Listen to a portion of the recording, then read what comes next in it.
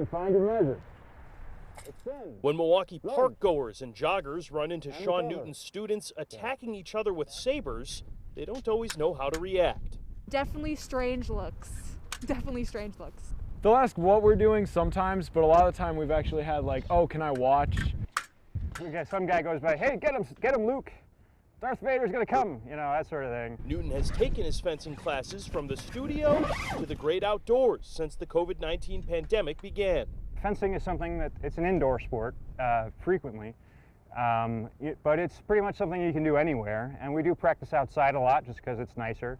And obviously with the COVID, it's a little bit safer. Today's fencing lesson took place outside Discovery World near the Art Museum, but you can catch them all over.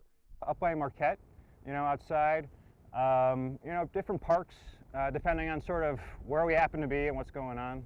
We do Cathedral Square sometimes. Mask on. Newton teaches anyone who wants private lessons, as well as members of the Classical Fencing Society of Milwaukee. We have branches in Milwaukee, St. Louis, and Albuquerque at the moment.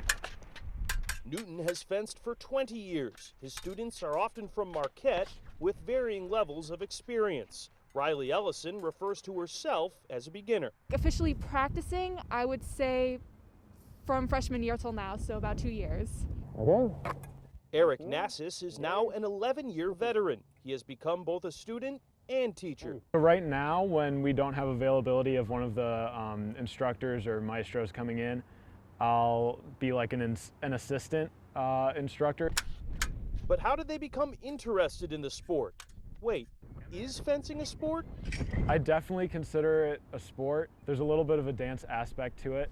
Instructor Newson refers to fencing as a martial art. The International Fencing Federation also calls it a technique, a science, and an art. On guard. They call it physical chess because it's not just reacting quickly. You have to think through what's happening. You have a plan that you have to sort of formulate. You have to understand what your opponent's doing. So it's really that mind and body, both aspects of that together. Okay, now, how did the students become interested? Ellison took a couple lessons as a child and then saw it as a club option at Marquette. I was like, I'm really interested in this, so I think I'll pick it back up again. Nassis's 11-year career began with a childhood interest. So I was 8 years old and really loved Star Wars. I'm one of those kids. And eventually my mom just enrolled me in a local like park district kind of club and kept going from there. Newton says pop culture is responsible for fencing reaching its peak popularity of the last 100 years.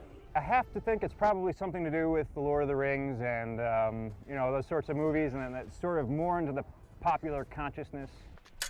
And the community has taught Hollywood a thing or two. As time goes on, we see the sword fights in movies getting more and more accurate as more people get sort of educated about it. Members of the Fencing Society say if you want to join their community, it is rewarding. It's a great and interesting way to like get in shape and work out, and you learn a lot about like different culture because like fencing came from Europe.